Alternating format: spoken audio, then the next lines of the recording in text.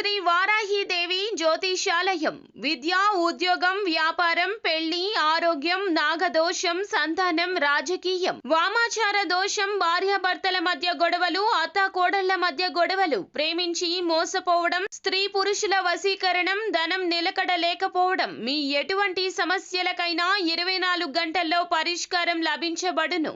Number 1 వశీకరణ specialist Pandit Pawan Namboodiri, Kerala తాంత్రిక గురువు గారు. Phone number 9043637512.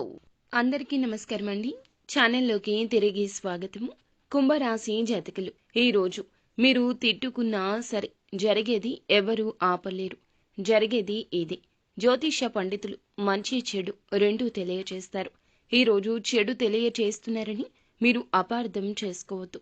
ఇది సూచన మాత్రమే. ఒక హెచ్చరికగా భావించి ఈ యొక్క చెడు నుండి తప్పించుకునే ప్రయత్నం చేయండి. ఏం జరగబోతుందో వీడియోలో తెలుసుకుందాం.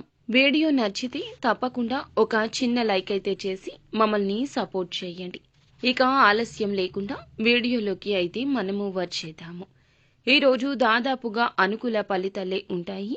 గ్రహాల యొక్క సంచారం యోగదాయకంగా ఉంటుంది. ముఖ్యంగా చంద్రుని యొక్క అనుకూలత అధికంగా ఉంటుందండి. దీని కారణంగా ఈ రోజున వీరికి రోజువారీ పనులన్నీ సక్రమంగా పూర్తవుతాయి.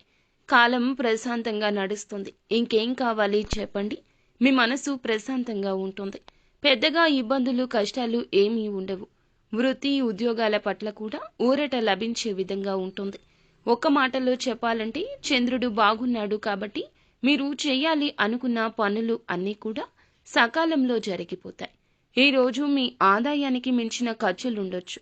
ఖర్చులు ఒక రకంగా మిమ్మల్ని ఉక్కిరి బిక్కిరికి గురి చేస్తాయి. కష్టానికి తగ్గ ప్రతిఫలితం దక్కదు. అనుకున్నంత రిజల్ట్ అయితే కనిపించదు. అయినప్పటికీ మీరు దేన్ని పట్టించుకోరు. నేను చేయాల్సిన పని చేస్తున్నా కదా, నా తప్పు లేదు కదా, ఫలితం భగవంతుడే చూపిస్తాడులే అనుకుంటారు. భారాన్నంతా భగవంతునిపై వేస్తారు తప్ప మొండితనానికి, పంతానికి పోరు. ఆరోగ్యం విషయంలో జాగ్రత్త అవసరము. శారీరకంగా అనీజీగా ఫీల్ అవుతారు. దీర్ఘకాలిక సమస్యలు ఏమీ బాధించవు. చిన్న చిన్న అనారోగ్య సమస్యలు ఇబ్బంది పెడతాయి. ఈ రోజు తలనొప్పి ఉంటే మరొక రోజు కాళ్ళు నొప్పులు, మొన్న ఏదో ఒక సమస్య ఉంటే ఈ రోజు ఇంకొక సమస్య. ఇలా సమస్య మాత్రం అధికంగా కనిపిస్తోంది. వివాదాలకు దూరంగా మాత్రం ఉండండి, లేదంటే అననుకూలత కనిపిస్తోంది. వ్యాపారస్తులకు అనుకూలత ఉంటుంది. కాకపోతే ఉద్యోగస్తులకు మాత్రం ఒత్తిడి అధికము.